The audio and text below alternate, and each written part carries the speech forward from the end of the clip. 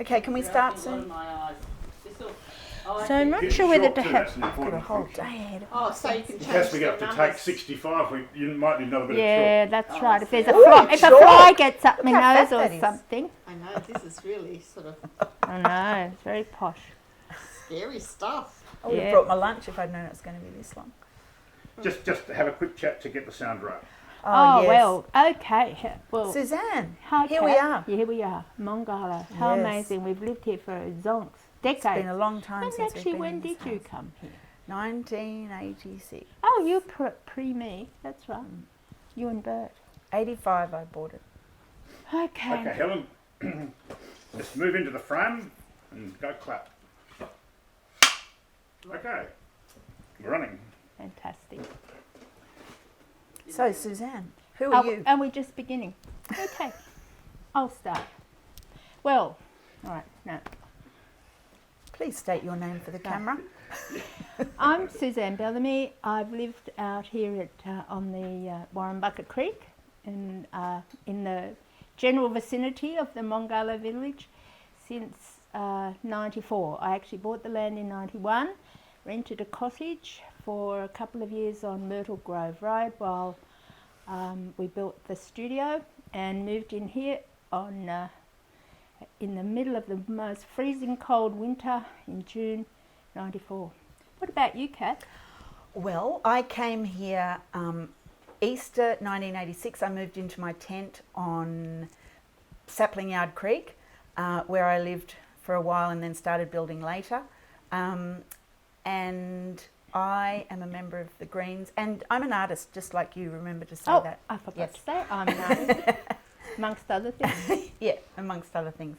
And I've been a member of the Greens since 1993, and I've been a councillor for 8.25 long years as well. Wonderful. And a wonderful councillor and a great advocate for our area. And I mean that.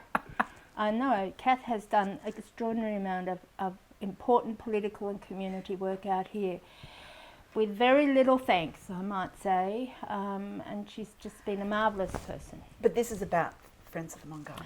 So I'd like to tell the story of how, this isn't directly about Friends of the Mongarlowe River, but it is it's my favourite story of how I encountered the women of the community.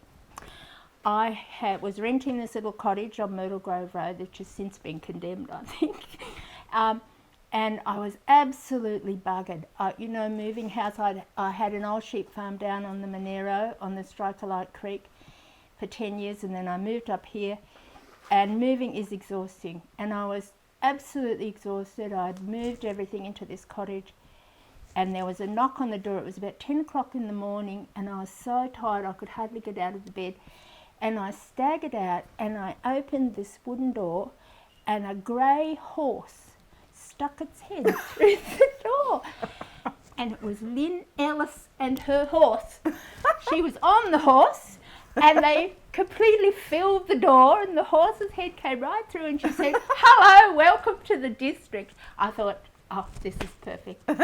And so she got off the horse, came in, we had cups of tea and everything, and I felt so welcomed, and she told me all the gossip and the stories about the district, and in particular she told me about Val Plumwood, whose work I knew and whose work I greatly respected, and I had never met. And she said, well, she lives quite near you, as the crow flies, up in the rainforest. And we talked a bit about her, and so eventually I got to know Val also, and through Val and others, the Friends of the Mongarlowe River. Well, my impressions moving to Mongarlowe were very quickly formed around things like some of those public meetings and then the early meetings of the Friends of Mongarlowe River. And there were really key things that I think made it a successful period, a kind of golden period. And one really important one was the building of the Mongarlowe General Store, which Terry Milligan and Carol Willis did, and was happening during the period when I was building this house, this studio. So it lasted about 10 years, and as a community centre, it sort of became an agency for political action and people getting to know each other. The reason why I so quickly was able to feel part of the community was because there was a centre. And, you know, it's not there now, and you sort of feel the lack of it. We've got the fire shed, but it's not the same. And that building was iconic, absolutely iconic. So I've got a lot of really fantastic memories of that. Judith Wright was involved in various poetry readings. Pip Creasy organised wonderful art exhibitions there. Everything had a good kind of an activist element to it. And I learned very quickly that Mongarlowe and the greater Braidwood area was populated by fierce women. There's no question about this.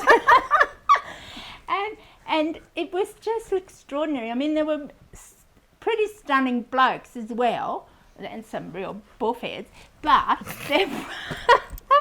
but there were certainly some remarkable women. And of course Judith Wright, the aura of Judith Wright hung over all of it really, and lifted things to another level in a lot of ways, you know, which as artists and as writers I think we all benefited from that. But one of my memories that I really think I can now tell is of one of the meetings early on of the Friends of the Mongarlowe River at the cafe.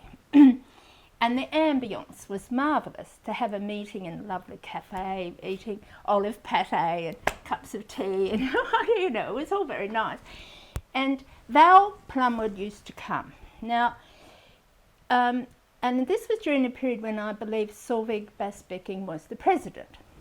So invariably there would be some conflict, because anywhere where there was Val, there was inevitably an engagement. I don't want this to sound like it was non-productive. It was always productive, but it was pretty damn fiery, and you had to, you know, you had to keep your nerves to get through the meetings, because there'd be a lot of dispute and shouting and what have you. And this went on for some time, and then I remember this forever. I came home one day and the phone rang, and it was Solveig. And Solveig had, in her own way, a similar kind of aura to Judith. You know, you took her very seriously. She was a marvellous and very creative woman. And she said to me, "Suzanne, I have a job for you. I have decided as the president that you are going to work out how we deal with Val." And she said, "We have to find some way through the impasse." And I was just stunned, because I thought, how the hell am I going to do this? But it was like being given to me like a proper job, you know. It was Solveig, I had to do it, you know.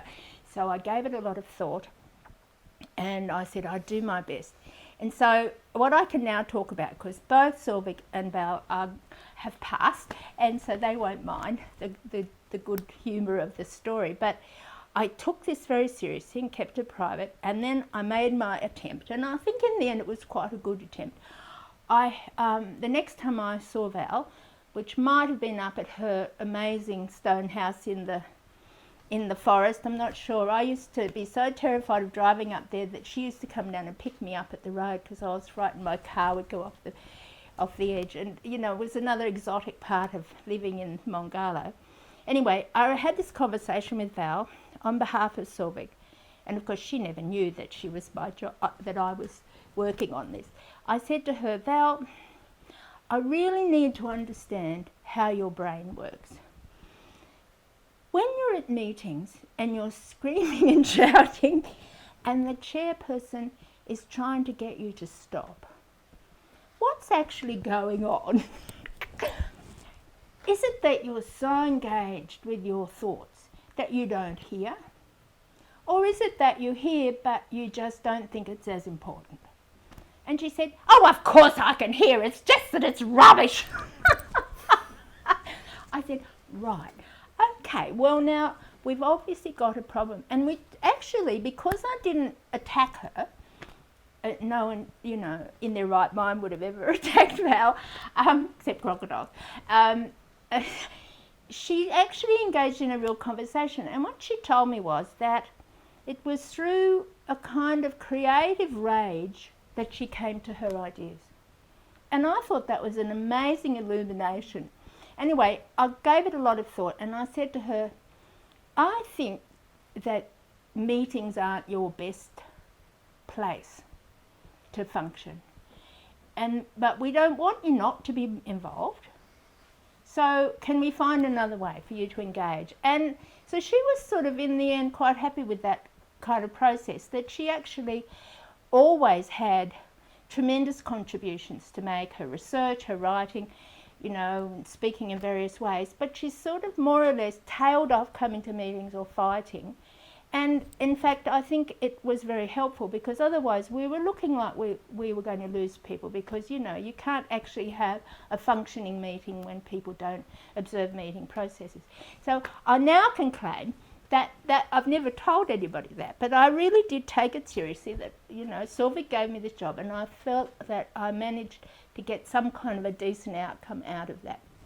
So that's my Val and Sylvie story. Well, you've brought up a really important aspect to this, which I'm reminded of if we're talking about how to remain healthy as activists and in groups that can achieve things. Because over the years, I've noticed that one of the main problems and the main destructors of groups is when egos come into play and when there's conflict. And it's really, really important that we can work together non-violently. And that's non-violently as in the non-violent philosophy espoused by Gandhi, as well as within our own groups when we're planning, but also non-violently when we're out there, because we are never going to achieve our goals when we do things that the community thinks are destructive. Well, listening to you, Cath, makes me think about the kind of spiritual dimensions that coming here and living here inevitably invoke in us. And it's not at all an accident that this whole little Mongarlowe community is filled with artists and weavers and potters and writers and musicians and what have you. And I think it's very important, well, for me, looking at my journey of education when I came here, it's important to see how much I didn't know and I slowly learned via the contacts, both through the group, but also through those friendships that I made because of the group. One of my earliest recollections was that, again involving Val Plumwood, who knew so much about the forest, and going on walks with her was extraordinary, except you had to hear all the Latin names. I was overwhelmed by her knowledge. But I remember I rather naively said one day, I'm going to go and do a solstice vigil overnight in the forest. And she said, oh, don't be so bloody ridiculous, Suzanne, you'll be killed by funnel webs. And that was how I found out about the funnel webs. And thank goodness I did ask someone, you know, beforehand. So I didn't go and die lying on the, you know. And then Marina and Hugh Tyndall Biscoe were filled with fantastic stories. And, you know, you got to know these people, Gail Nichols, people, because the group was integrated into the way our artwork was produced and our social life developed, and people going to dinners and barbecues and such, and a very diverse community, you learned a lot in informal ways as well as formal ways. And so for me, even though I'd had that 10 years further down on the Monero, in that sort of bunyip country that was so confronting, there was something a little more gentle about this ecology. And even though it was, as Cath has pointed out, was clearly threatened all the time by the forces of reaction, there was, and there still is, a beautiful heart of engagement between humans and the natural world. And my little piece of it is particularly magical for me. My house is surrounded by 6 termite mounds, and I can walk that circle. And I just never will forget the first time I saw a platypus in my creek. And I learned something really profound, because I'd been hoping and wanting and standing, and visitors had stood, and, you know, we'd heard there might be. And there was this one very late afternoon with a bit of a Scotch mist coming up the creek, as can sometimes happen. And what happened was that a platypus appeared. But my experience of it was that my body and my heart knew before my brain knew I was looking at a platypus. And that's when I realised that you have this kind of body sight that's somehow under consciousness. And it was an amazing experience. And it's probably was only a second, but there was a gap. There was a space between my engagement with the idea that there was a platypus in front of me and my knowledge that it was a platypus.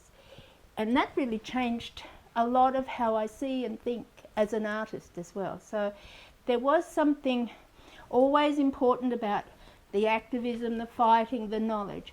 But I think equally, because with people like me, like Cath and others, we're artists as well, because that other dimension has to be expressed. And it is here. There is a magical quality here. I remember the first time I went to the top of Mount Budawang and looked down, and Terry Milligan, who was the fire officer up the top, and drove us up, and then we scrambled up and what have you. And then there were other times when I did walks up there.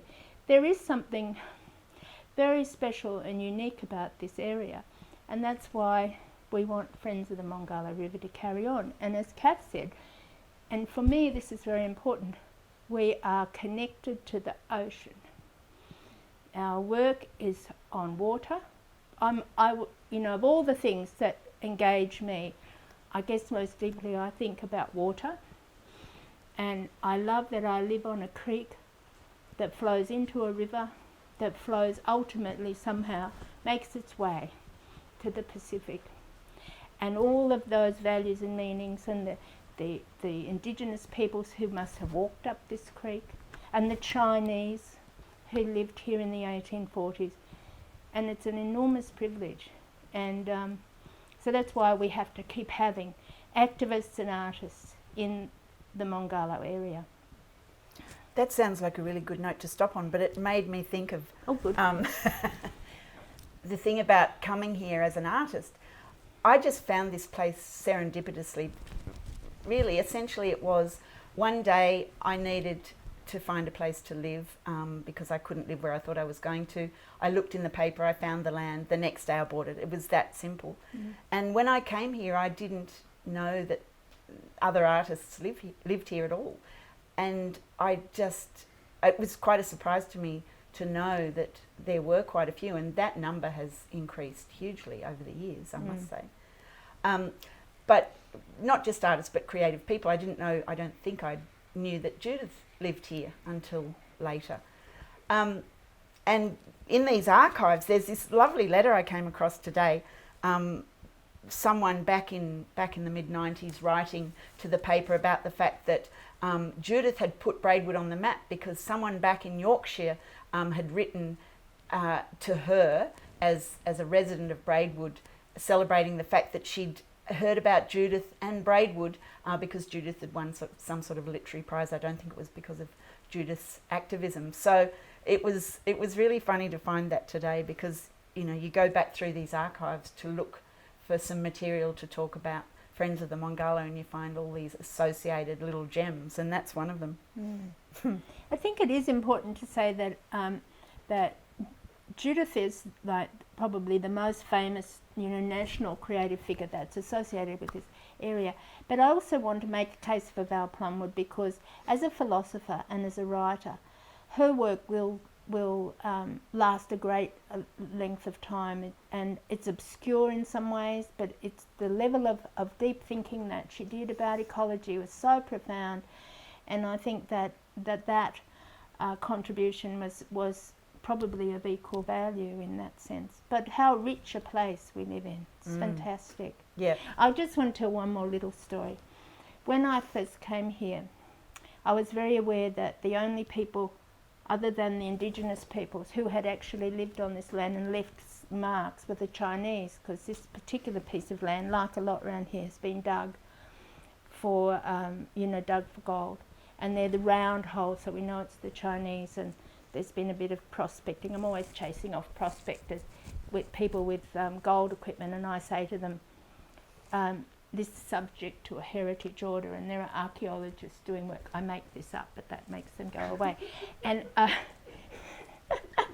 but That's on film now. yes, I know, but it's really good, and other people should use it because it works. You just look deeply sincerely and say, I'm sure you would support that. And they go, okay, and they go off. Because I hate those people. They don't have any respect for the land. But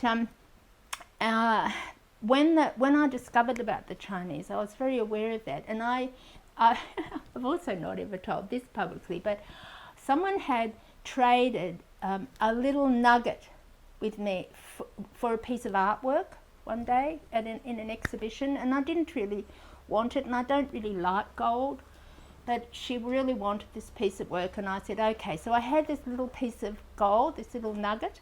So when I first came to live here, I decided to bury it. And I did it was kind of amusing. I did it by myself because anyone else would have thought I was stark raving mad.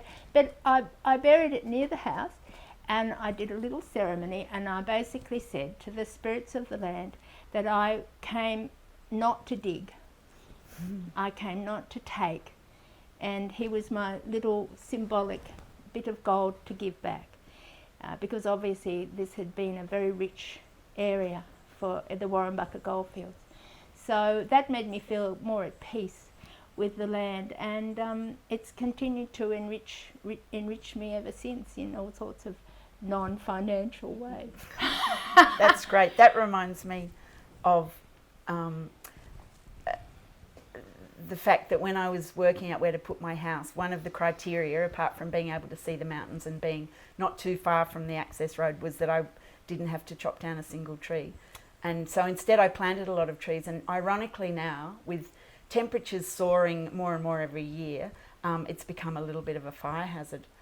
But it also reminded me too that, this fight, I use the word advisedly because, the non-violent thing, but this campaign to look after the Mongarlowe and surrounds continues because we now have the gold mine at Majors Creek.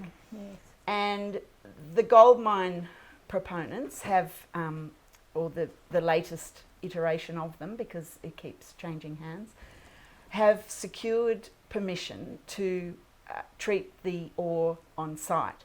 And when this was first proposed, it was part of the original suggestion back when I was still on council, and we were not able to say no to it, but we were able to put in a submission.